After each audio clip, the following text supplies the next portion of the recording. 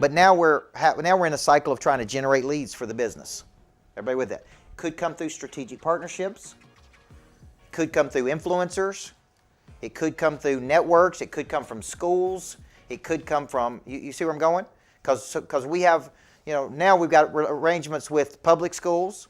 We're talking to private schools, online schools, which we'll talk about in the next session. We've got it with real estate agents who have big networks of people we're trying to get to, governments. See, my mind immediately goes to how do we make this go? Because we don't need more money, we need more people. Right? And we know there's a lot of kids in the world. Now the question is, how do we reach those people? This is how you should be thinking about a business. How many different ways can we get in front of people and talk about this? How do we convert the people who are interested? Once they get in there, how do they have a good experience so they go tell other people? Okay? Every business has these same problems over and over and over, right? How do I generate leads? More leads. How do I convert the leads? How do I service these people at a high level? How do I generate new people from the people I have? How do we become known in the world? Okay? No matter what the business is, these are the same problems over and over and over. Yes? So number one, if you have kids and you're interested in being in Success School, which I think every parent should put their kids in there, 6 weeks of coaching. They get a coach. My daughter has gone through it. We actually just hired a performance coach for my daughter who's 10 years old. Just to help her, right? Because I think, to the assessments on her, where is she in each level, what's going on, personality profiles, because I want her to play at her absolute highest level she can play at. And my job as her dad is to give her the best coaching that she can get, okay? And so if you have kids and you're interested in the Success School and doing that, just see Kelly Eisler, who's in the back. Raise your hand, Kelly. She's our lead director for her, and there's her sidekick, her husband, who's engineer, who helps us engineer things. But I'm trying to show you this while showing you something. That's just an idea that I had in my mind. Kids need coaching. Okay, what do we call it?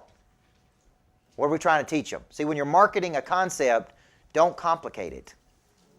I've made this mistake before. Call it what it is. What is it? Success School. What do we teach kids? How to be successful. What does it take for kids to be successful? Have it to the top 1% of performers. Okay? So make it simple. Okay? But just because you have a business doesn't mean people are going to run through the door to get through there, right?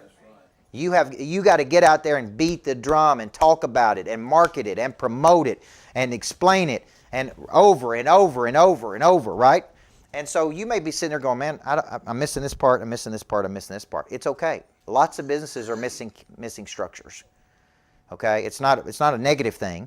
It's just we got to go, as the year comes at the end, we got to look at it and go, okay, what's working, what's not working here? How do we do this at a bigger level? And sometimes there's no unrealistic goal, there is unrealistic expectations. There's unrealistic timelines, right? Like a lot of people start their first year, it's like, I don't make $1 million in the first year. And that's not realistic sometimes, right? It may take a while to get something up and running because it's just the way life goes, right? If it were easy, everybody'd be doing it. So that's why I did that exercise, is to show you that we all could get better in these areas to try to move from A to B, okay? With Success School, I see kids from all over the world in this thing. I really do, because I know they need it, and I know very few people are providing it. And so why don't we solve the problem? Everybody complains about education. Nobody wants to do anything about it, by the way. They just want to complain about it. And so this is our way of doing something about it, right? Is to give them the tools they need to be successful, okay? Any comments or thoughts from that exercise there we just did? How many of you found? Now, you told me, I asked him a simple question. I said, who's managing the shop when y'all are gone? Because they're from Texas. And what'd you say? Nobody. Uh-oh. What happens when nobody's managing the shop?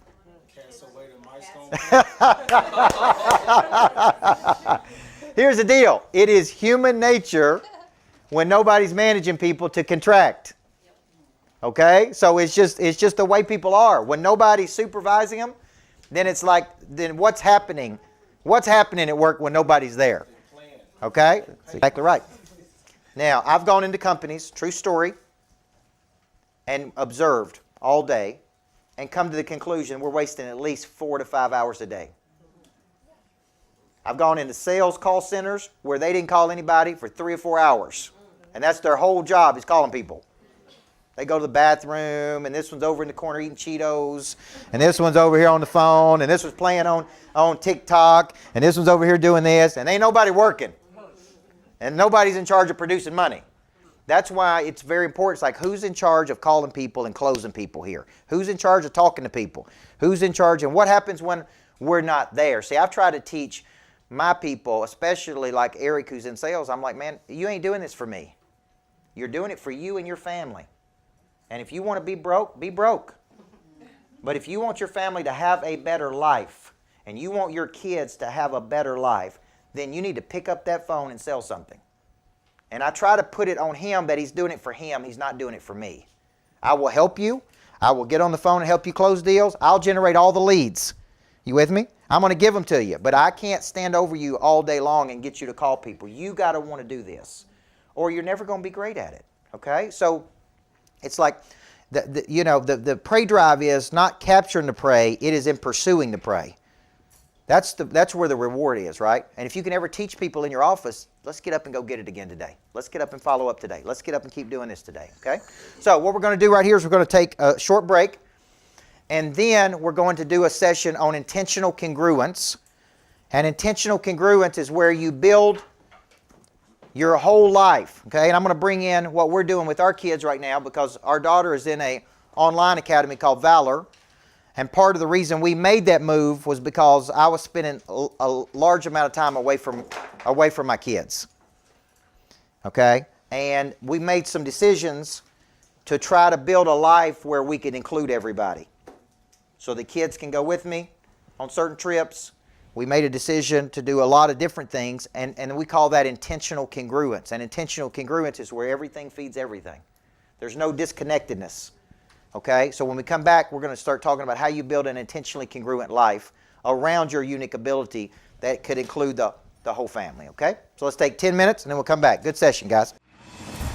Before I get started, there is one very important question I have to ask you. Coach Micheal Burt, Monster Producer Academy CEO. He's a personal friend of mine. What good is it to have knowledge with no desire?